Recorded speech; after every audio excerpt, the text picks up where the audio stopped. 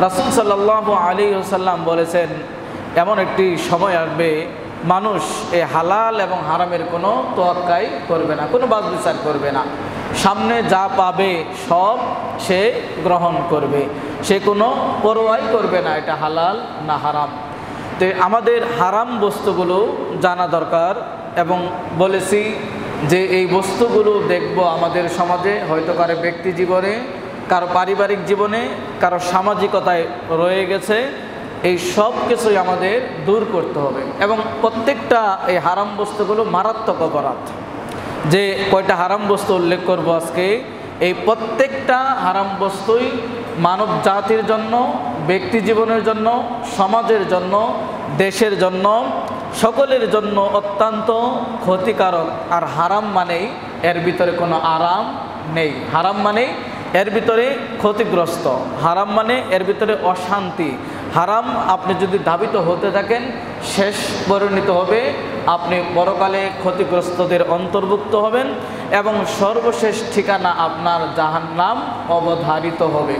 এমনই কয়েকটি হারাম বস্তু নিয়ে বর্তমান প্রেক্ষাপটে আমাদের এই আলোচনা অত্যন্ত জরুরি বিদায় আজকের জমার আলোচ্য বিষয় হিসাবে চয়ন করেছি সূরা আনামের 151, 52 এবং 53 নম্বর আয়াত থেকে। একাধারে আল্লাহ সুবহানাহু ওয়া তাআলা 10টি হারাম জিনিস উল্লেখ করেছেন, সেই বস্তুগুলো আমরা জানার চেষ্টা করব ইনশাআল্লাহ। ওমা তাওফীকি ইল্লা বিল্লাহ আলাইহি তাওয়াক্কালতু ওয়া ইলাইহি উনীব। সর্বপ্রথম পৃথিবীতে যত অপরাধ ঘটিত হয়, সংগঠিত হবে, মানুষ যতই অপরাধ করুক, এর ভিতরে সবচাইতে গুরুতর অপরাধ, সবচাইতে কঠিন অপরাধ এবং মানুষের পিছনের সমস্ত আমলগুলোকে বরবাদ করে দেয় আপনার সালাত, আপনার সিয়াম, আপনার কিয়াম, আপনার দান সদকা, আপনার ভালো কাজ, আপনার প্রত্যেকটি সুন্দর কাজকে মুহূর্তেই সেটাকে ভ্যানিশ করে দিতে পারে এবং সেটাকে ধূলিসাৎ করে দিতে পারে, সমস্ত আমলকে একেবারে বরবাদ করে দিতে পারে। তাহলে নিশ্চয়ই এই জিনিসটি আমাদের অত্যন্ত গুরুত্ব দেওয়া দরকার। আল্লাহ সুবহানাহু ওয়া তাআলা সূরা আনামের 151 নম্বর এবং 52 এবং 53 নম্বর আয়াতে ধারাবাহিকভাবে 10টি হারাম বস্তু উল্লেখ করেছেন। তার মধ্যে সর্বপ্রথম যে বিষয়টি আল্লাহ সুবহানাহু ওয়া তাআলা বলেছেন তা হচ্ছে আল্লাহ তুশরিকু বিহি শাইআ, যে তোমরা আল্লাহ রাব্বুল আলামিনের সাথে কাউকে অংশীদার স্থাপন করবে না। এই অংশীদার স্থাপন এটা আমরা সকলেই জানি যে কোনো ক্ষেত্রে পৃথিবীর একজন যিনি প্রতিষ্ঠিত মানুষ, সে যদি তার কাছে আপনি বলেন যে আপনার মিল ইন্ডাস্ট্রিজ অর্ধেক মালিকানা আপনি দাবি করেন, তাহলে এই পৃথিবীর মানুষটাই মেনে নেবে না। তাহলে যিনি গোটা পৃথিবীর সৃষ্টিকর্তা, যে আল্লাহ রাব্বুল আলামিনের আলো বাতাস দিয়ে আমরা বেঁচে আছি, যে আল্লাহ রাব্বুল আলামিন আমাদের আপনাদের সকলকে সৃষ্টি করেছেন, সে আল্লাহ রাব্বুল আলামিনের সাথে যদি অংশীদার স্থাপন করি তাহলে এটা বিবেকেও মেনে নেয় না। আর এটাকে আমরা বলি, সংক্ষিপ্ত বলে শিরিক। আর এই শিরিকের অপরাধ অত্যন্ত ভয়াবহ। সূরা নিসার 48 নম্বর আয়াতে আল্লাহ রাব্বুল আলামিন বলেন, ইন্নাল্লাহা লা ইয়াগফিরু আন ইউশরাকা বিহি ওয়া ইয়াগফিরু মা দুনা যালিকা লিমান ইয়াশা, যে নিশ্চয় আল্লাহ সুবহানাহু ওয়া তাআলা এই গুরুতর অপরাধ, এই শিরিকের অপরাধ আল্লাহ সুবহানাহু ওয়া তাআলা ক্ষমা করবেন না। তিনি চাইলে অন্যান্য অপরাধ ক্ষমা করবেন। এক্ষেত্রে বড় বড় স্কলার যারা, তাদের মতামত হচ্ছে কোনো ব্যক্তি যদি শিরিক করে তাহলে তাকে অবশ্যই তওবা করে ফিরে আসতে হবে। তওবা করে ফিরে আসলে সেটা আল্লাহ রাব্বুল আলামিনের ইচ্ছাধীন, তিনি চাইলে ক্ষমা করতে পারেন। তবে কেউ যদি শিরিকের উপর অচল থাকে, অবিচল থাকে এবং এটার উপরে মৃত্যুবরণ করে এবং সে তওবা করে ফিরে না আসে, অনুতপ্ত না হয়, তাহলে নিশ্চয়ই ওই ব্যক্তির ঠিকানা হবে জাহান্নাম। আল্লাহ সুবহানাহু ওয়া তাআলা সূরা মাইদার 72 নম্বর আয়াতে তাই উল্লেখ করেছেন, ইন্নাহু মান ইউশরিক বিল্লাহি ফাকাদ হারামাল্লাহু আলাইহিল জান্নাহ, যে নিশ্চয়ই যে ব্যক্তি আল্লাহ রাব্বুল আলামিনের সাথে অংশীদার স্থাপন করবে, ওই ব্যক্তির জন্য আল্লাহ রাব্বুল আলামিন জান্নাতকে হারাম করে দিবেন। জান্নাত হারাম মানে তার উপর জাহান্নাম অবধারিত। তাহলে বোঝা যাচ্ছে শিরিকের চাইতে পৃথিবীতে আর কোনো অপরাধ হতে পারে না। অথচ এই শিরিক কিন্তু আমাদের আনাচে কানাচে ভরপুর। শুধু তাই নয়, আপনি আজকে যদি মনে করেন আপনার ঈমানটাকে নিরাপদ রাখতে চান, আপনার সমাজটাকে যদি নিরাপদ রাখতে চান, আপনার রাষ্ট্রকে যদি নিরাপদ রাখতে চান, আপনার পরিবার পরিজনকে যদি নিরাপদ রাখতে চান, তারপরেও আপনাকে শিরিক মুক্ত থাকতে হবে। আল্লাহ সুবহানাহু ওয়া তাআলা সূরা আন-নামের 82 নম্বর আয়াতে আল্লাহ রাব্বুল আলামিন বলেন, আল্লাযীনা আমানু ওয়া লাম ইয়ালবিসু ঈমানাহুম বিযুলমিন উলাইকা লাহুমুল আমনু ওয়া হুম মুহতাদুন। আজকে আমরা সকল প্রকার অস্থিরতায় বিরাজ করি, নিরাপত্তাহীনতায় ভুগি। আল্লাহ রাব্বুল আলামিন আমাদেরকে নিরাপত্তা দিবেন যদি আমরা শিরিক থেকে মুক্ত থাকি। আল্লাহ রাব্বুল আলামিন বলছেন, যারা ঈমান আনয়ন করেছে ওয়া লাম ইয়ালবিসু ঈমানাহুম বিযুলমিন, যে তাদের ঈমানটাকে শিরিকের সাথে সংমিশ্রণ ঘটায়নি। কারণ একত্ববাদ আর বহুত্ববাদ একসাথে চলতে পারে না। তাওহীদ আর শিরিক এই দুটি বিপরীতমুখী। তাওহীদের বিপরীত হলো শিরিক, শিরিকের বিপরীত হলো তাওহীদ। একত্ববাদের বিপরীতে বহুত্ববাদ চলতে পারে না। রাতের অন্ধকার ঘনিয়ে আসলে দিন যেরকম বিদায় নেয়, দিন যেরকম শেষ হলে রাত আমাদের কাছে আগমন করে, ঠান্ডা আর গরম যেরকম এক নয়, ঠিক একত্ববাদ আর বহুত্ববাদ এক নয়। তাই যদি আপনার আমার ঈমানকে নিরাপদ রাখতে চাই, আমাদের দৈনন্দিন জীবনের আমলগুলোকে, ইবাদতগুলোকে যদি নিরাপদ রাখতে চাই, খাঁটি পিওর নির্ভেজাল রাখতে চাই এবং শিরিক মুক্ত আমাদেরকে অবশ্যই থাকতে হবে, তবে আল্লাহ রাব্বুল আলামিন বলছেন উলাইকা লাহুমুল আমনু, এরাই নিরাপত্তা লাভ করবে। এটা সকল দিক থেকে আপনি নিরাপদ থাকবেন। শুধু তাই নয়, ওহুম মুহতাদুন, এরাই সঠিক পথ প্রাপ্ত। তাহলে আপনি যদি সঠিক পথের অনুসন্ধানী হতে চান, আপনি যদি সঠিক পথের অনুশীল হতে চান, তাহলে আপনার ঈমানটা হতে হবে শিরিক মুক্ত। আপনি যদি নিরাপত্তা চান, তাহলে আপনারও ঈমান শিরিক মুক্ত থাকতে হবে। শুধু তাই নয়, 18 জন নবীদের নাম উল্লেখ করে আল্লাহ সুবহানাহু ওয়া তাআলা এদেরকে বলছেন ওয়ালাউ আশরাকু লাহাবিতা আনহুম মা কানু ইয়ামালুন। এই সূরা আন-নামের 88 নম্বর আয়াতে যদি এই সকল নামাজ নবীরা ওয়া ইসমাঈল ওয়া জাকারিয়া ওয়া ইয়াহইয়া ওয়া ঈসা ওয়া ইলিয়াস কুল্লুম মিনাস সালিহিন, এভাবে এক এক করে আল্লাহ রাব্বুল আলামিন 18 জন নবীর নাম উল্লেখ করে বলছেন, এরাও যদি শিরকের সাথে জড়িত হয় তাহলে জেনে রাখো লাহাবিতা আনহুম মা কানু ইয়ামালুন, তাদের জীবনে যা আমল করেছে সমস্ত কিছুকে আল্লাহ রাব্বুল আলামিন বরবাদ হিসাবে আখ্যায়িত করেছেন। এবং পৃথিবীতে ঘটে যাওয়া সমস্ত অপরাধের মধ্যে সবচাইতে বড় অপরাধ সূরা লুকমানের 13 নম্বর আয়াত থেকে প্রমাণিত হয়, ইন্নাশ শিরকা লাযুলমুন আযীম। আর পৃথিবীতে তিনি লুকমান হাকিম বা লুকমান আলাইহিস সালাতু ওয়াস সালাম, তিনি তার সন্তানকে কিন্তু প্রাথমিক একটি ধারণা দিয়েছেন যে শিরিক করা যাবে না। শিরিক কি? তাওহীদের পক্ষে থাকতে হবে, শিরিক থেকে মুক্ত থাকতে হবে। তিনি তার সন্তানকে সতর্ক করেছেন, ইয়া বুনাইয়া লা তুশরিক বিল্লাহ, হে আমার বৎস, হে আমার সন্তান, জেনে রাখো লা তুশরিক বিল্লাহ, আল্লাহর সাথে কাউকে অংশীদার স্থাপন করা যাবে না। যদি করো ইন্নাশ শিরকা লাযুলমুন আযীম, তাহলে এটা অপরাধ শুধু নয়, মহা অপরাধ, গুরুতর অপরাধ, বিশাল অপরাধ, যে অপরাধ আল্লাহ রাব্বুল আলামিন ক্ষমা করেন না। তাহলে বোঝা যাচ্ছে শিরিক একটি মহা অপরাধ এবং হারাম বস্তুর মধ্যে আল্লাহ রাব্বুল আলামিন সর্বপ্রথম এই বিষয়টা নিয়ে আসতেন, তা হচ্ছে শিরিক করা যাবে না আল্লাহ রাব্বুল আলামিনের সাথে। আমাদের সামাজিক চিত্রগুলো যদি আমরা একটু লক্ষ্য করি, তাহলে আমরা দেখব যে আমাদের কথাবার্তায় শিরিক হচ্ছে, আমাদের আমলে অনেক শিরিক হচ্ছে এবং আমাদের অনেক কিছু মান্যতের ক্ষেত্রে, অনেক কিছু আল্লাহ রাব্বুল আলামিনের কাছে চাওয়ার ক্ষেত্রে প্রায় জায়গাগুলো যদি আমরা দেখি, অনেক সময় অজ্ঞতার কারণে, অনেক সময় আমাদের মতো আলেমদের কারণে মানুষ শিরিকে জড়িয়ে পড়ে। দু একটা উদাহরণ দিলে আপনাদের কাছে ক্লিয়ার হবে।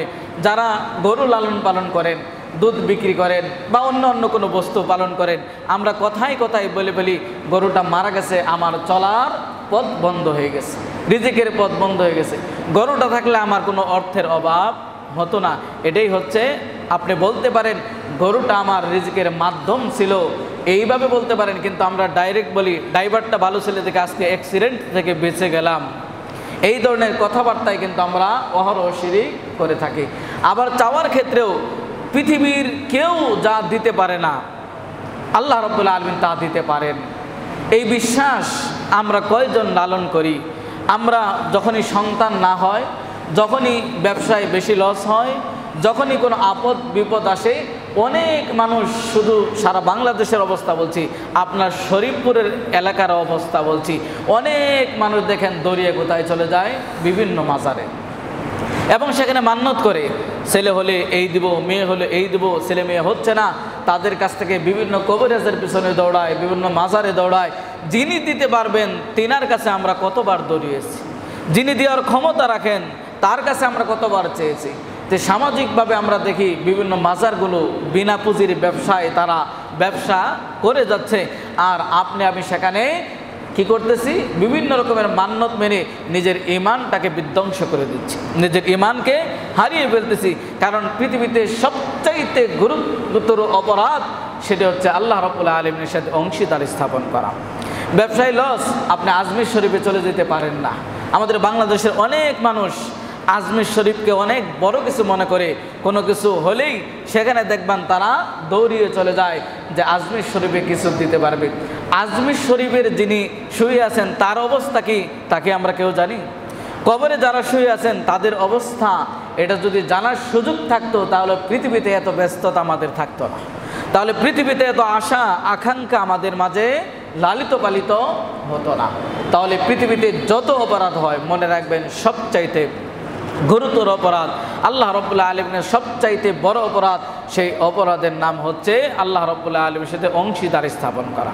কাজে আপনার কথায় এবং কাজে, চলায় এবং ফিরায়, ইবাদতে, যেমন আপনি সলাতেও শিরিক হয়ে যায়।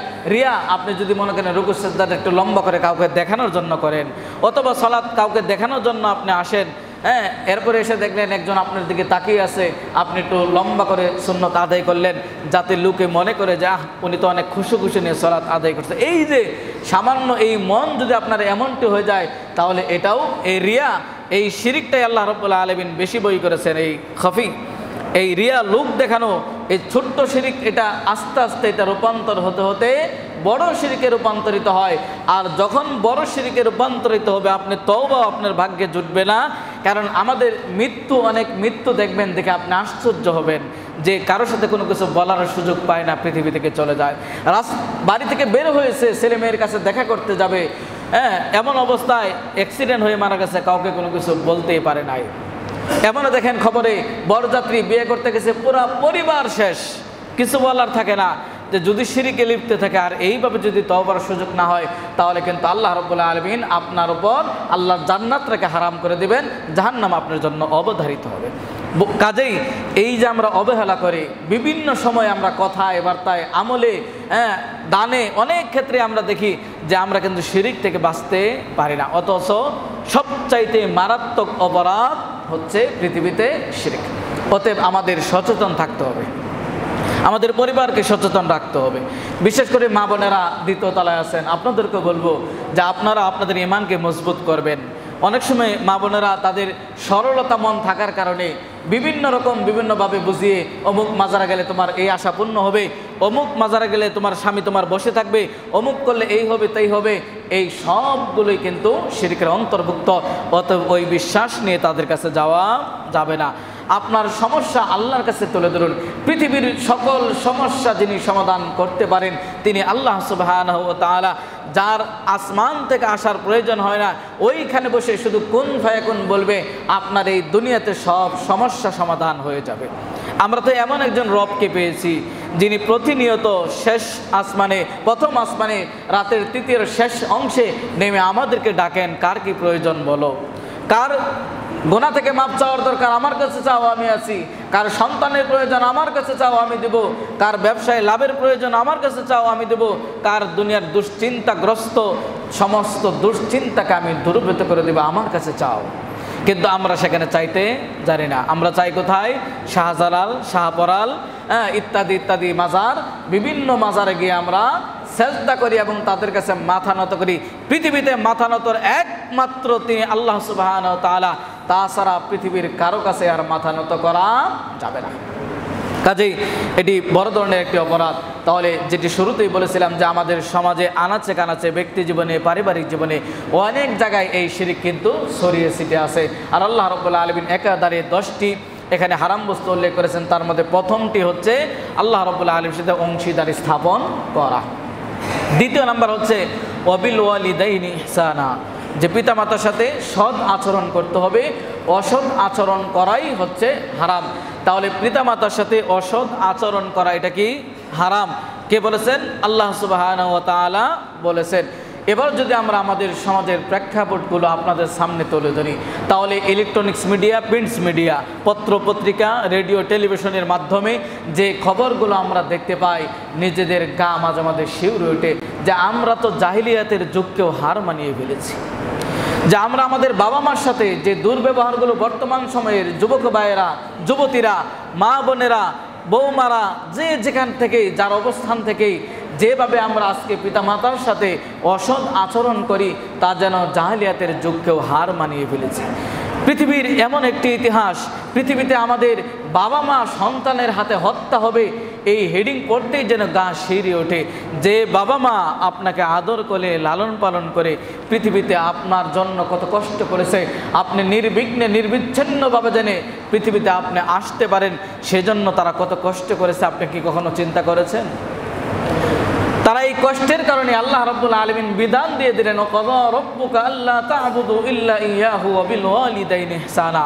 তোমাদের রব তিনি ফয়সালা করে দিয়েছেন একমাত্র কেবলমাত্র শুধুমাত্র ইবাদত করবে আল্লাহ সুবহানাহু ওয়া তাআলার, ওয়া বিল ওয়ালিদাইনি ইহসানা, সাথে সাথে পিতামাতার সাথে সৎ আচরণ করবে। অনেকেই বাবা সম্পদ দেয় দেখে মার সাথে দুর্ব্যবহার করেন, আবার মা আপনার পজিটিভ দেখে মার সাথে ভালো ব্যবহার করেন, বাবার সাথে দুর্ব্যবহার করেন। আল্লাহ সুবহানাহু ওয়া তাআলা প্রত্যেকটি পিতামাতা উভয়ের সাথেই সুন্দর উত্তম আচরণের কথাই বলেছেন।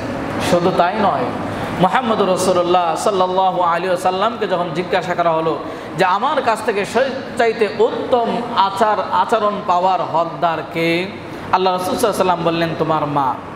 একবার নয়, দুইবার নয়, তিনবার প্রশ্নকারী প্রশ্ন করলেন, তিনটি বারে উল্লেখ করলেন তোমার মা, চতুর্থবারে গিয়ে বললেন তোমার বাবা।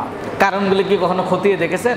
রাসূলকে এখানে কারো প্রতি জুলুম করেছেন যে মাকে দিয়েছেন 3% আর বাবাকে চতুর্থবারে বাবাকে বলছেন? না, এমনটি নয়। বরং আপনি যদি গভীরভাবে চিন্তা করেন, আপনি যদি নীরবভাবে চিন্তা করেন এবং আপনি যদি নিরপেক্ষভাবে চিন্তা করেন যে একটি মানুষ, জীবন্ত একটি মানুষকে পেটে নিয়ে 1 মাস নয়, 2 মাস নয়, 9 মাস কম বেশি হতে পারে, একটা দীর্ঘ সময় কিভাবে আপনাকে পেটে লালন পালন করেছে। আপনার কোলে জীবিত বাচ্চাটা দিলেই তো আপনি 1 ঘন্টা রাখতে পারেন না। আমরা পুরুষরা আমাদের যে মেজাজ, বাচ্চা নিজের বাচ্চা 1 ঘন্টায় আমরা কন্ট্রোল করতে পারি না, তাহলে এই মা 9 মাস পৃথিবীর আলো বাতাস যেখানে যাওয়া সম্ভব নয়, পৃথিবীর কোনো ইন্টারনেট স্যাটেলাইট যেখানে যাওয়া সম্ভব নয়, পৃথিবীর কোনো খবর যেখান থেকে আসা সম্ভব নয়, আপনি কি একবার চিন্তা করেছেন আপনি ক্ষুধার্ত, আপনি খেয়ে ঘুমিয়ে গেছেন, সকল পরিবারের সদস্যকে যখন খাওয়ানোর শেষে সামান্য একটু পাতিলের নিচের ভাত আর তরকারির হয়তো সামান্য একটু ঝোল, প্রচণ্ড ক্ষুধা নিয়ে মা একটু প্লেটে নিয়ে বসেছে, মুখে দিবে, আপনি আমি হয়তো লাথি দিয়েছি, ব্যথায় আবার দাঁড়িয়ে গেছে, অথচ সারাদিনের ক্ষুধা নিয়ে তিনি 1 মুঠো খাবার নিয়ে বসেছিলেন। রাত্রিতে আপনি আমি ঘুমিয়ে গেছি, কিন্তু দেওয়ালের সাথে পিঠটা ঠেকিয়ে আল্লাহকে বারবার বলছে, আল্লাহ আমার এই সন্তান যেন পৃথিবীতে সুন্দরভাবে আসে। আপনি কি কোনো চিন্তা করেছেন একটা মা সিজারে যে আজকে বর্তমান অবস্থা, একটা মা আপনার বাবা ডাক শোনার জন্য, আপনার মুখে হাসি ফোটানোর জন্য নিজেকে শরীর নিচে, চাকর নিচে ডাক্তারের কাছে নিজেকে ছুপে দেয়, জানে প্রচণ্ড রক্তক্ষরণ হবে, জানে তার পেটটা চিরে চৌচির করে দেওয়া হবে, অনেক দিন ব্যথা করবে, বাড়ি জিনিস সে নিতে পারবে না, সে সবার সাথে ওইভাবে আর কাজকাম করতে পারবে না, নিজের জীবনটাকে বাজি রেখে আপনার মুখে হাসি ফোটানোর জন্য। কিন্তু এই সন্তানগুলো যখন পৃথিবীতে আসে, এই বাবা মারা যখন তাদের জন্য ত্যাগ স্বীকার করে, এই সন্তানগুলো আজকে এতটা অমানুষে রূপান্তরিত হয়েছে, মাকে হত্যা করতে দ্বিধাবোধ করে না, বাবার গায়ে হাত তুলতে দ্বিধাবোধ করে না, বাবাকে বকা দিতেও দ্বিধাবোধ করে না। অথচ আল্লাহ রাব্বুল আলামিন বলেন, ফালা তাকুল লাহুমা উফিন, এদের সামনে উফ শব্দটাও বলা যায় না। কি বলা যায়? ওয়াকুল লাহুম কওলান কারীমা, উত্তম সুন্দর নমনীয় কথা। এবং এরা যখন বার্ধক্য থাকে, পৃথিবীর কোনো বাবা মা আপনার কামাই চায় না, যতক্ষণ পর্যন্ত চলতে পারে ততক্ষণ পর্যন্ত সন্তানের কামাইয়ের দিকে তাকিয়ে দেখে না, বরং বলে তুমি রেখে দাও, ভবিষ্যতে তোমার লাগবে। যখন বার্ধক্যে একা চলতে পারে না, যখন আপনি আমি চলতে পারি না, শিশু ছিলাম, কান্না ছাড়া কোনো ভাষা ছিল না, বয়স হলে মুরব্বী হলে অনেক কিছু খেতে মন চাবে, অনেক কিছু জানতে মন চাবে, অনেক কিছু আর নিজে নিজে করা যায় না। বিছানায় হয়তো প্রস্রাব পায়খানা হবে, কিন্তু ওই যে ছোট্টবেলা আপনি বিছানায় প্রস্রাব পায়খানা করেছিলেন, কেন আজকে এই 20 বছর 30 বছর এসে আপনি ভুলে গেলেন? আপনার বাবা মা আপনার মাকে কোনো ঘৃণা নিয়ে আপনাকে ছেড়ে দিয়েছিল? আজকে কিছু পাষণ্ড মা বাচ্চা হয়েছে অবৈধভাবে 3 তলা 2 তলা থেকে ছুঁড়ে ফেলে দেয়। কিছুদিন আগেও নিজেকে প্রতিষ্ঠিত হওয়ার জন্য নিজে বাচ্চাকে হত্যা করে দিয়েছে। কেন? সে নিজে প্রতিষ্ঠিত হবে, আরো পড়ালেখা করবে, বাচ্চা থাকলে সেটা পারবে না। তাহলে এই পাষণ্ড মাও কিন্তু আছে। সব কিছু বিবেচনা করলে আল্লাহ সুবহানাহু ওয়া তাআলা প্রায় 1500 বছর পূর্বে যে বিধানটি দিয়েছিলেন, গোটা পৃথিবীর বাপ মার জন্য, কল্যাণের জন্য বিধান দিয়েছিলেন। কিছু বাবা মা আমরা আমাদের সন্তানের ক্ষেত্রে সঠিক পদক্ষেপ নিতে পারি না, তাদেরকে কোরআন সুন্নাহর মৌলিক শিক্ষা আমরা দিতে পারি না, যার কারণে যেখানে আমরা আশা করি ছেলের কামাই খাবো, সেখানে আমাদের বৃদ্ধা আশ্রমে চলে যেতে হয়। ওই যে আমরা কোরআন সুন্নাহর শিক্ষা তাদের দিতে পারি নাই। গোটা আজকের সমাজবাসীকে বলবো, গোটা সমাজের যুবক ভাইদেরকে বলবো, আল্লাহ রাব্বুল আলামিন পিতামাতার সাথে অবাধ্য এটা হারাম করে দিয়েছেন। কশিন কালো এটা সম্ভব হতে পারে না তাদের সাথে দুর্ব্যবহার। আপনার যদি তাদের কথা ভালো না লাগে, উঠে চলে যান, দূরে চলে যান, আবার এসে তাদেরকে সান্ত্বনা দেন। তাদের কথা আমাদের ভালো লাগে না, কিন্তু যখন বাস্তব জীবন আসে তখন শুধু আফসোস করি, যা সেই 20 বছর পূর্বে আমার বাবা তো আমার কল্যাণের জন্য এই পদক্ষেপটা নিতে বলেছিল, আমাকে বলতে বলেছিল। শুধু তাই নয়, জান্নাত তো আপনার ঘরে বসে আছে, ঠিক জাহান্নাম আপনার ঘরেই বসে আছে। হুমা জান্নাতুকা ওয়া নারুকা, আপনার পিতামাতাই আপনার জান্নাত, আপনার জাহান্নাম। কবিরা গুনার অন্তর্ভুক্ত উকুকুল ওয়ালিদাইন, পিতামাতার অবাধ্য হওয়া শুধু কবিরা গুনার অন্তর্ভুক্ত নয়, যে পিতামাতার অবাধ্য হবে আপনি সেই জান্নাতে যেতে পারবেন না। যে জান্নাত আপনি স্বপ্ন দেখেন, বাবা মাকে ঘরে রেখে বাবা মার সাথে দুর্ব্যবহার করে, ওই জান্নাতের স্বপ্ন আপনার কোনোদিনই পূরণ হবে না। সুন্দর রমণী স্ত্রী পাওয়ার পরে শ্বশুর শাশুড়ির সাথে ভালো ব্যবহার, কথাবার্তায় অত্যন্ত সুন্দর শালীনতা, বাবা মা ফোন দিলেই খেয়ে কাজ নাই, মাসের 1 তারিখ না হতেই তুমি ফোন দিয়েছো, টাকার দরকার। শাশুড়ি ফোন দিলে কি লাগবে মা, পাঠিয়ে দিচ্ছি, এরকম যেন না হয় যুবক ভাইয়েরা। তাহলে পিতামাতার সাথে আমাদের উত্তম আচরণ করতে হবে। এর বিপরীতে খারাপ আচরণ, এটি আল্লাহ রাব্বুল আলামিন হারাম বলে ঘোষণা করে দিয়েছেন। আজকে হয়তো চোখের পানি ফেলে দিচ্ছি, বাবা নাই, কারো মা নাই, মনে পড়ছে, কিন্তু যখন ছিল তখন কি ব্যবহারটা করেছি, ছুঁড়ে ফেলে দিয়েছি, দুর্ব্যবহার করেছি, শিক্ষা নিতে পারি নাই, যা চেয়েছে তা দিতে পারি নাই। আর ওই বার্ধক্যই তো আপনার কাছে একটু উত্তম আচরণটা আশা করেছিল, যে বিধানটা আল্লাহ রাব্বুল আলামিন দিলেন, ওয়াখফিদ লাহুমা জানাহায মিনার রাহমা। কখন? ইনদাল কিবার, যখন বার্ধক্য আসবে তখনই আপনার এই দয়ার বাহুটা অবনত করতে দিয়ে হয়েছে। দেখেন না, আপনি যখন কাঁধে উঠতেছেন, বাবাটা কাঁধ নিচু করে দিয়েছে আপনাকে উঠে কোনো খেলা দেখানোর জন্য, আপনাকে কাঁধে নিয়ে ঘুরে বেরিয়েছে। আজকে এই বাবাকে ওই হাত দিয়ে কিভাবে আঘাত করেন, যে হাত দিয়ে আপনার মা আপনাকে গোসল করে দিয়েছে, যে বাবা আপনার হাতে মাথা বুলিয়ে দিয়েছে, বাবা তুমি বড় হও, প্রতিষ্ঠিত হও, ওই হাতে কিভাবে আঘাত করেন? একবার আপনার বিবেক নাড়া দেয় না? যোগ্যতা আপনার প্রকাশ হয় না? একটিবার ওকে আপনার বিবেকে নাড়া দিল না, কাকে আমি আঘাত করছি, কার প্রতি আমি দোষারোপ করছি? প্রিয় ভাইয়েরা আমার, প্রিয় মুসল্লি বৃন্দ, আসুন বাবা মার সাথে পৃথিবীর শ্রেষ্ঠ সুন্দর ব্যবহারটাই দেওয়ার চেষ্টা করি। আসুন, জান্নাত বেশি দূরে নয়, আপনার ঘরেই। যাদের বাবা মা এখনো বেঁচে আছে, দুর্ব্যবহারগুলো বন্ধ করুন, তাদের সাথে উত্তম আচরণ করার চেষ্টা করুন, তারাই আপনার জান্নাত, তারাই আপনার জাহান্নাম। পিতামাতার সন্তুষ্টিতে আল্লাহর সন্তুষ্টি, পিতামাতার রাগান্বিত আল্লাহ ক্রোধান্বিত হয়। অতএব আপনি প্রতিনিয়ত যদি আপনি আপনার পিতামাতাকে ক্রোধান্বিত করেন, আপনি আপনার রবকে ক্রোধান্বিত করছেন। আপনার রব যদি ক্রোধান্বিত হয়, রাগান্বিত হয়, তাহলে আপনি কিন্তু শান্তি পাবেন না। আসুন আমরা প্রত্যেকটি বাবা মার পাশে দাঁড়াই। বার্ধক্য হোক, যে কোনো বাবা হোক, বাবারা মাথার ঘাম পায়ে ফেলে আপনার জন্য মিথ্যার আশ্রয় নেয়, মানুষের দুয়ারে হাত পাততেও দ্বিধাবোধ করে না, সম্ভ্রান্ত কোনো কারণে সব কিছু হারিয়ে গেছে, কিন্তু আপনার মুখে খাবার তুলে দেওয়ার জন্য। দেখেন না কলেজ ভার্সিটিতে বলে সুন্দর পোশাক পরিধান করে, অথচ বাবাটা লুঙ্গি, সেলাই করা লুঙ্গি, একটা লুঙ্গিতে 3টে সেলাই থাকে, তালি থাকে, গেঞ্জিটা ফুটা হয়ে গেছে, শার্টটা পড়ে গেছে। আপনি ভার্সিটিতে সকলের সাথে চলেন, আপনাকে যেন ভালো পোশাক দেয়, আপনি কি একবারও চিন্তা করলেন না এই ভালোবাসার পিছনে কি লুকিয়ে আছে? এবং আপনাকে শাসন করে, এই শাসনের পিছনে কিন্তু লুকিয়ে আছে অগাধ এক ভালোবাসা। এই শাসনের পিছনে লুকিয়ে আছে আপনাকে মানুষ করার একটি বিশাল স্বপ্ন। এই শাসনের পিছনে লুকিয়ে আছে আপনাকে প্রতিষ্ঠিত করার স্বপ্ন। কাজেই প্রত্যেকটি ঘরে ঘরে, প্রত্যেকটি পিতামাতার সাথে আমরা সৎ আচরণ করার চেষ্টা করি।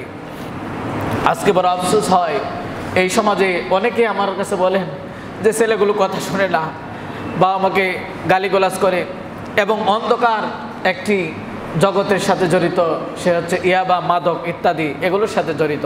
আজকে গোটা যুব সমাজকে ধ্বংস করে দিচ্ছে। বাবা মাকেও চেনে না, এটা এমন একটি নেশা। স্ত্রীকেও চেনে না, এমন একটি নেশা। ছোট আর বড় বুঝে না, সমাজ বুঝে না, মানুষ বুঝে না, এমন একটি যা ভাইরাস আমাদের যুব সমাজের সামনে এসেছে। অতএব এখান থেকে আপনাকে আমাকে সচেতন থাকতে হবে।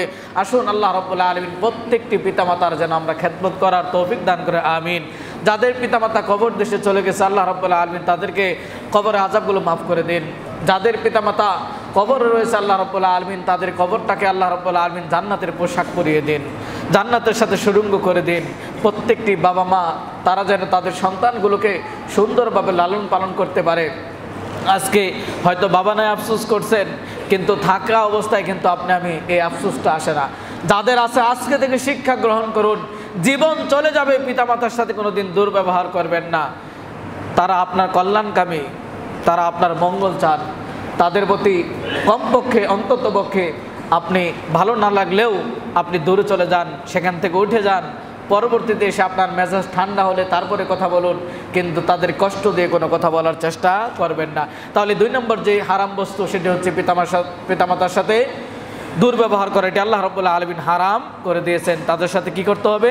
উত্তম আচরণ করতে হবে, দয়ার বাহুটা অবনত করতে হবে। কাদের জন্য? পিতামাতার জন্য।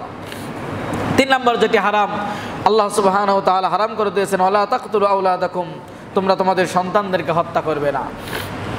আজ পৃথিবীতে আমরা দেখি, বাংলাদেশের প্রেক্ষাপটেও দেখি, বিভিন্ন সময়ে আমাদের কুসংস্কার আমাদের আগ্রাসন করে এই পহেলা বৈশাখের নামে আর 14ই ফেব্রুয়ারির নামে এই অবৈধ মেলামেশার কারণে অনেক সন্তান জন্মগ্রহণ করে, এই সন্তানগুলোকে হত্যা করা হয়। এবং একটি সন্তানের বেশি নয়, এই স্লোগান দিয়ে, কোরআন সুন্নাহর বিপক্ষে স্লোগান।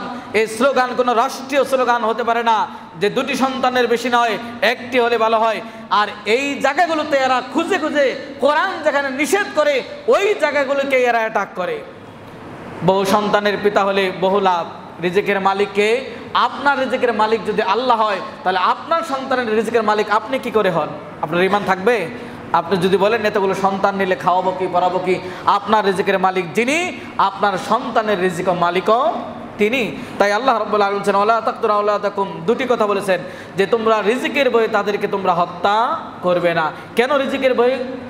তাদেরকে অন্য কোনো ভয়ে হত্যা করা যাবে না। কারণ অধিকাংশ মানুষ সন্তানকে হত্যা করে কি খাওয়াবো, কি পড়াবো, এই রিজিকের ভয়ে। তাই আল্লাহ রাব্বুল আলামিন নাহনু নারযুকুকুম ওয়া ইয়াহুম, তাদের রিজিক তোমাদের রিজিক। অন্যত্র বলছেন নাহনু নারযুকুহুম ওয়া ইয়াকুম, তোমাদের এবং তাদের, তাদের এবং তোমাদের, 2টি কথাই 2 দিক থেকে আল্লাহ রাব্বুল আলামিন বলেছেন যে তোমাদের রিজিক, তাদের রিজিক, তাদের রিজিক, তোমাদের রিজিক, সকল রিজিকের মালিক আল্লাহ, তাদের দায়িত্ব আমার। অতএব সন্তান হত্যা করা, ভ্রূণ হত্যা করা, জন্ম নিয়ন্ত্রণ করা, এগুলো সবই অবৈধ, হারাম হিসেবে আল্লাহ রাব্বুল আলামিন ঘোষণা দিয়েছেন। তাহলে 3 নাম্বার যে হারাম বস্তুগুলো, এগুলো কি সমাজে নাই? প্রায় পরিবারে আজকে এই ধরনের, আমাদের যে একটি সন্তানই হলে আর লাগবে না, এক সন্তান যাদের, তারা বুঝতে পারে এর জ্বালা কত। বহু সন্তান হলে, 5টা হলে 2-1টা খারাপ হতে পারে, আর 2-1টা ভালো হতে পারে। একটা হলে ভালো, হলে ভালো, না হলে আপনার লাইফটাই পৃথিবীতেই জাহান্নামের মতোই লাগবে। কত সন্তান আছে বাবার গলায় কি কপালে আপনার বন্দুক ঠেকিয়ে দেয়, গলায় চাকু ধরে, জমি লিখে নেয়, অর্থকড়ি লিখে নেয়, ব্যাংক ব্যালেন্স লিখে নেয় যে দেও, না হলে পৃথিবী থেকে বিদায়। এই জন্য আমাদের উচিত সন্তানকে মানুষ করবেন। এবং তৃতীয় হারাম যে বস্তু, সন্তান হত্যা করা যাবে না, রিজিকের কোনো কারণেই সন্তানকে হত্যা করা যাবে না, বরং সন্তানকে লালন পালন করতে হবে এবং ভালোভাবে তাকে মানুষ করতে হবে। 4 নম্বর যেটি হারাম, ওয়ালা তাকরাবুল ফাওয়াহিশা মা যাহারা মিনহা ওয়া মা বাতান, যে অশ্লীলতা বেহায়াপনা জলে এবং স্থলে, প্রকাশ্যে এবং গোপনে কোনো ধরনের অশ্লীলতার নিকটবর্তী হওয়া যাবে না, এটি হারাম। অশ্লীলতার নিকটবর্তী হওয়া যাবে না গোপনে এবং প্রকাশ্যে। গোপনে আপনার কক্ষে আপনি রাত 12টা 1টা হয়েছে, মোবাইল পেয়েছেন, স্মার্টফোন, বিভিন্ন জায়গায় সার্চ দিয়ে বিভিন্ন নোংরাপনা আপনি করবেন। আপনি এটি মনে রাখেন যে আপনার আল্লাহ কিন্তু ওই অন্ধকার দরজায় তালা মারে পৃথিবীর কোনো মানুষ দেখে না, কিন্তু আল্লাহ রাব্বুল আলামিন দেখেন। এই বিশ্বাস আপনাকে রাখতে হবে। এই ভয় যদি থাকে তাহলে স্মার্টফোনে খারাপ কোনো কিছু দেখার সম্ভাবনা নাই। যদি এই ভয় থাকে আল্লাহ আমাকে সব সময় দেখেন, তাহলে অন্যায়ভাবে আর হত্যা হওয়ার সম্ভাবনা নাই।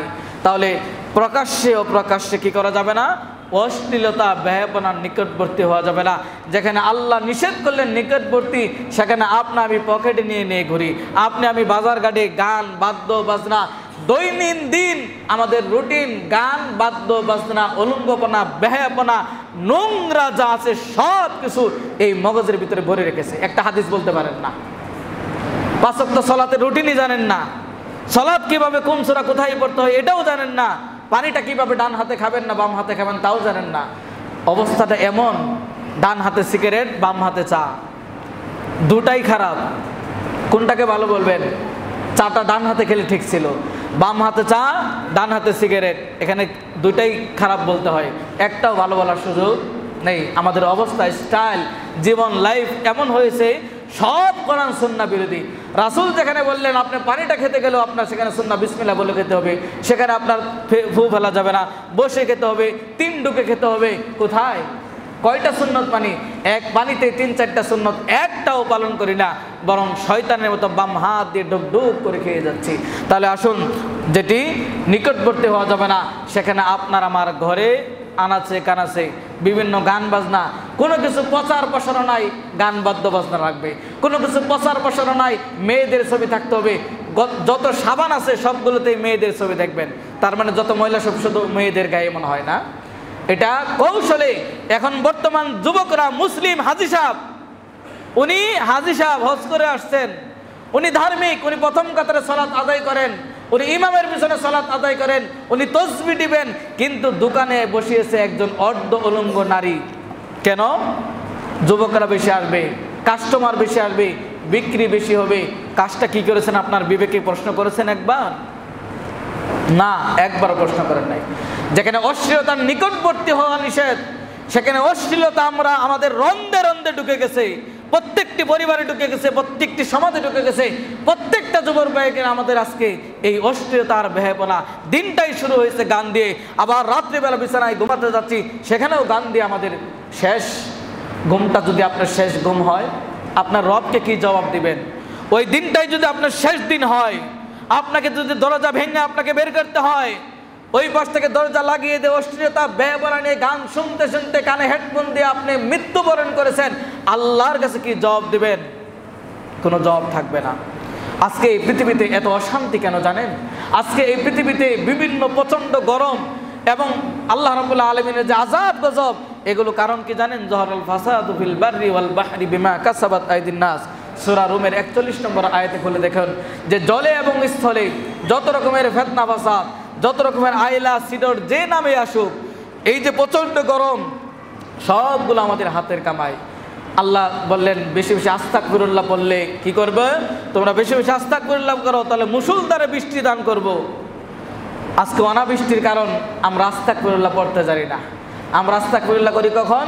হঠাৎ কেউ কারো সামনে পড়ে গেলে, ও আস্তাগফিরুল্লাহ, ভাবি দেবরের সামনে পড়ে গেছে, এই মুহূর্তে আস্তাগফিরুল্লাহ। জীবনে মুখ দিয়ে আমাদের আস্তাগফিরুল্লাহ বের হয় না। সালাম ফেরানোর সাথে সাথে আস্তাগফিরুল্লাহটা বলার সুযোগ পান না, চলে যান, সাথে সাথে উঠে চলে যান। এত ব্যস্ততা কোথায় রাখবেন? কবরের বুকে একদিন মাটি পড়বে, সকল ব্যস্ততা দূরীভূত হয়ে যাবে, কিন্তু হিসাব আপনাকে দিতে হবে। কাজেই জলে এবং স্থলে যত রকমের ফিতনা ফাসাদ হয়, সব হচ্ছে মানুষের হাতের কামাই। এবং সামুদ্রিক এলাকাগুলোতে দেখবেন, পর্যটক এলাকাগুলো, কক্সবাজারের খবর নেন, কুয়াকাটার খবর নেন, এই সমস্ত জায়গাগুলোই বেশি অশ্লীলতা। আর এই যে ঘূর্ণিঝড় রিমাল বলেন, যাই বলেন, উৎপত্তি কোথায়? সমুদ্রেই। এর একটা কারণ মনে হয় এটাও হতে পারে, কারণ বেশিরভাগ অশ্লীলতা, বেহায়াপনা এই সামুদ্রিক পর্যটক কেন্দ্রিক এলাকাগুলোতে, সেগুলোতেই বেশি বেহায়াপনা। একজনের স্ত্রী আরেকজনের সাথে, একজন আরেকজনের সাথে, সকলেই একাকার। এটা নাকি মুসলিম দেশ, এটা নাকি মুসলিম পরিবার, মাথায় হিজাব, উনি পুরোটা বডি পানিতে ভিজিয়ে সকলের সাথে উন্মাদনায় গোসল করছে, আবার মাথায় হিজাবও পরেছে, উনি নাকি পর্দা করে। আজব আজব দেশের আজব মানুষ আমরা। তাহলে 4 নম্বর যেটি হারাম সেটি হচ্ছে অশ্লীলতা, বেহায়াপনার নিকটবর্তী হওয়া যাবে না। তার মানে রেডিও, টিভি, টেলিভিশন, মোবাইলে যা আছে, যত প্রকার অশ্লীলতা আছে সবগুলোকে ছুঁড়ে ফেলে দিতে হবে। সেখান থেকে যেগুলো ভালো সেটা আপনি গ্রহণ করবেন, যেটা খারাপ সেখান থেকে আমাদের দূরে থাকতে হবে। 5 নম্বর, ওয়ালা তাকতুলুন নাফসাল্লাতী হারামাল্লাহু ইল্লা বিল হক, অন্যায়ভাবে কাউকে হত্যা করা যাবে না। এটি কি? হারাম। অন্যায়ভাবে কাউকে হত্যা করা যাবে না, এই হারাম। এই হারামটা আজকে আমরা বাংলাদেশের প্রেক্ষাপটে দেখতে পাচ্ছি। এই হারাম জিনিসটা যেন আমরা হালালে রূপান্তরিত করেছি। আল্লাহ রাসূল সাল্লাল্লাহু আলাইহি ওয়াসাল্লাম যথার্থই বলেছেন, কিয়ামতের পূর্ব একটি আলামত হচ্ছে হত্যা বেড়ে যাবে। আজকে গোটা বাংলাদেশ ব্যাপী, গোটা পৃথিবীব্যাপী যদি আমরা দেখি, সব জায়গায় অন্যায়ভাবে হত্যা।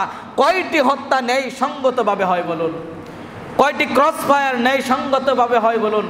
কয়টি ফাঁসির রায় ন্যায় সঙ্গতভাবে হয় বলুন? কয়টি মুসলিম মানুষকে হত্যা করা হয়েছে ন্যায় সঙ্গতভাবে বলুন? গোটা পৃথিবীর মানচিত্র মুসলিমদের রক্তে রঞ্জিত। গোটা ফিলিস্তিন হাহাকার, গোটা গাজা হাহাকার, গোটা বিশ্বের মুসলিমরা আজকে হাহাকার। মুসলিমদেরকে নিধন করা হচ্ছে, অন্যায়ভাবে তাদের হত্যা করা হচ্ছে। জাতিসংঘ এই জায়গায় চুপ।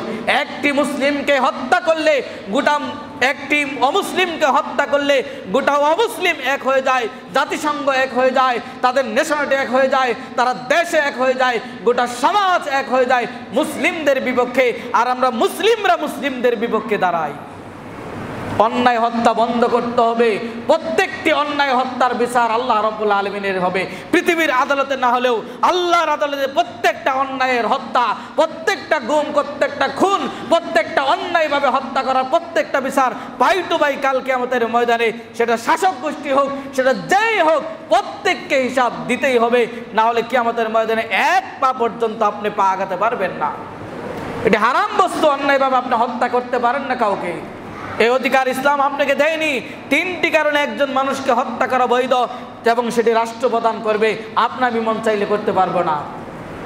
এক, সেটি হচ্ছে যদি কোনো ব্যক্তি হত্যার বদলে হত্যা, অন্যায়ভাবে একজন আরেকজনকে হত্যা করেছে, এর বদলে হত্যা হবে, এটা রাষ্ট্র কায়েম করবে, হদ কায়েম করবে। 2 নম্বর, কোনো ব্যক্তি ইসলাম গ্রহণ করেছে কিন্তু আবার কাফের হয়ে গেছে, অন্য ধর্ম গ্রহণ করেছে, তাকে ইসলাম হত্যা করা বৈধ বলেছে, তবে সেটা রাষ্ট্র করবে, আপনি নন। 3 নম্বর, বিবাহিত নারী পুরুষ জিনায় লিপ্ত হয়েছে, তাকে হত্যা করতে হবে, শরীয়তের বিধান এটি রাষ্ট্র করবে, আপনি নয়। এই 3টি জায়গায় দেখেন একটি প্রত্যেকটার পিছনে বিশাল হিকমত, বিশাল শৃঙ্খলা নিহিত রয়েছে।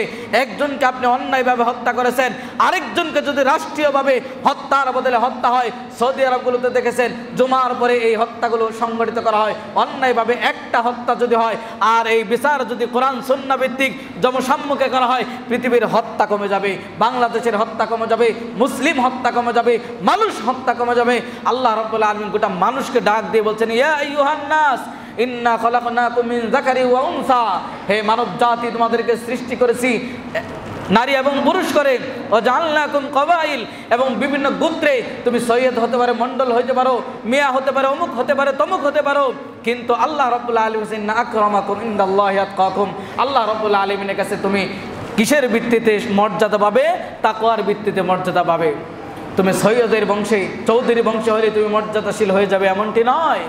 গোটা মানুষকে আল্লাহ রাব্বুল আলামিন ডাক দিয়ে বলেছেন, বিভিন্ন গোত্রে আল্লাহ বিভক্ত করেছেন, যাতে করে তোমরা একে অপরের পরিচয় বহন করতে পারো।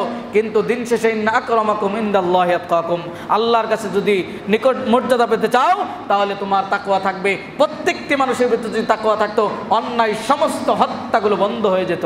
তাহলে এই 3টি কারণ ছাড়া অন্য কাউকে হত্যা করা যায় না। আর এই 3টি হত্যা কে করবে? সরকার, যিনি রাষ্ট্রপ্রধান, তারা এগুলো করবে। আপনি আমি হাতে তুলে নিতে পারবো না। অন্যায়ভাবে হত্যা বন্ধ করতে হবে।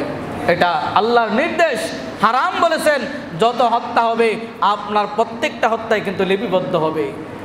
আল্লাহ রাব্বুল আলামিনের কাছে জবাব দিতে হবে। 6 নাম্বার, ওয়ালা তাকরাবুল মাল আল ইয়াতীম, এতিমের মাল আত্মসাৎ করা হারাম। এটা আল্লাহ রাব্বুল আলামিন নিষেধ করেছেন, হারাম করে দিয়েছেন। আজকে আমাদের সমাজে এই জায়গায় এতিমের মাল আল্লাহ হারাম করলেন, আর এতিমের মালটাই যেন খেতে এদের কাছে বেশি ইন্টারেস্ট। যেটা হারাম করলেন আল্লাহ রাব্বুল আলামিন, এবং যেটা সরাসরি আল্লাহ রাব্বুল আলামিন ইন্নাল্লাযিনা ইয়াকুলুনা আমওয়ালাল ইয়াতামা ইন্নাল্লাযিনা ইয়াকুলুনা আমওয়ালান নাস বিল বাতিল ওয়া ইয়াসুদ্দুনা আন সাবিলিল্লাহ, এবং অন্যত্র আল্লাহ রাব্বুল আলামিন বলেন যে যারা অন্যায়ভাবে এতিমের মাল আত্মসাৎ করলো, গ্রহণ করলো, তারা যেন জাহান্নামের আগুন পেটের ভিতরে নিল, এবং আল্লাহ রাব্বুল আলামিন তাদেরকে অচিরেই জাহান্নামে প্রবেশ করাবেন। তাহলে এতিমের মাল আত্মসাৎ করা মানে জাহান্নামের আংরা দিয়ে, জাহান্নামের আগুন দিয়ে নিজের পেটকে ভর্তি করা। আপনার পেটের ভিতরে 3 দিন 3 বেলা খাবারের দৈনন্দিন তালিকা কাচ্চি কোরমা যাই থাকুক, দিন শেষে মৃত্যুবরণ করে দেখেন এই এতিমের মাল আত্মসাৎ করার কারণে আপনার পেটে আর ওই কাচ্চি আর বিরিয়ানি খুঁজে পাওয়া যাবে না, জাহান্নামের আগুন আপনার জন্য অপেক্ষা করছে। অথচ এটাই কিন্তু এখন মজা অনেক, এতিমের মাল আত্মসাৎ করে খেতে এটাই অনেক মজা। এখন গোটা এতিম পরিবারকে খেয়ে ফেলায় বাংলাদেশের অবস্থা। শুধু আত্মসাৎ, মাল আত্মসাৎ নয়, গোটা পরিবার গিয়ে ফেলায়, এরকম মজা করে সব বাংলাদেশে আছে। আল্লাহ আমাদের হেফাজত করুন। অথচ এতিমের যদি রক্ষণাবেক্ষণ হয়, আল্লাহ রাসূল সাল্লাল্লাহু আলাইহি ওয়াসাল্লাম কি সুসংবাদ দিয়েছেন যে যারা এতিমের রক্ষণাবেক্ষণ করবে এই ব্যক্তি আর আমি জান্নাতে এরকম পাশাপাশি থাকবো। এতটা সুসংবাদ পড়ার শোনার পরেও কি করে এতিমের মাল আত্মসাৎ করে জাহান্নামের আগুন আংরা আল্লাহ রাব্বুল আলামিন বলেছেন, এরপরেও এতিমের মাল কি করে আত্মসাৎ করে, কি করে অন্যের সন্তানের সম্পদগুলো কেড়ে নিয়ে নিজের সম্পদের মধ্যে আপনি বণ্টন করেন, নিজের সন্তানের মাঝে লালিত পালিত করেন। একবার আপনার বুকে ঘৃণা হয় না যে অন্যের হকটা মেরে এতিমের মাল আত্মসাৎ করে আপনার সন্তানকে আপনি লালন পালন করেন, ওই সন্তানকে মানুষ হবে কোনো দিন? রক্ত মাংস আপনি তৈরি করছেন হারাম বস্তু দিয়ে, ওই সন্তানের দোয়াও কবুল হবে না, আপনার দোয়াও কবুল হবে না। কারণ রক্ত মাংস যেটি বেড়ে উঠেছে সেটি অন্যায়ের সম্পদ দিয়ে বেড়ে উঠেছে। অতএব এতিমের মাল যারা আত্মসাৎ করেছেন তওবা করে ফিরে আসুন, তাদের সম্পদ তাদের কাছে ফিরিয়ে দেন। 1 বিঘা জমি যদি আপনি বেদখল করেন এতিমের, বা যাক যে কারো 70 বিঘা জমি, কত জমির দরকার ওইখানে যান, দিবে আল্লাহ, গলায় ঝুলিয়ে দিবে। এখানে 1 কাঠা জমি হয় নাই, একটি ফ্ল্যাটে হয় নাই, আশেপাশে সকল জমি অজাগরের মতো গিলে খাচ্ছেন, অন্যায়ভাবে দখল করে খাচ্ছেন।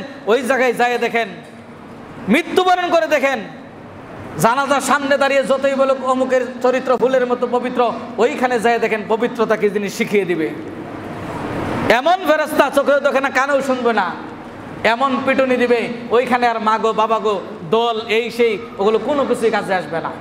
যেটি আসবে তাকওয়া, আমল, ঈমান, এই জায়গায় আমাদের গন্ডগোল। তাহলে এতিমের মাল আত্মসাৎ করা এটি হারাম, আল্লাহ রাব্বুল আলামিন হারাম করে দিয়েছেন।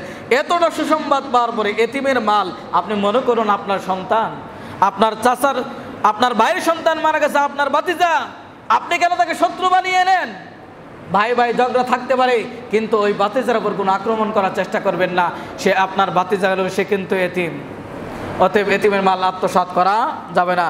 7 নাম্বার, আউফুল কাইল ওয়াল মিজান, ওজনে কম দেওয়া যাবে না, এটি হারাম।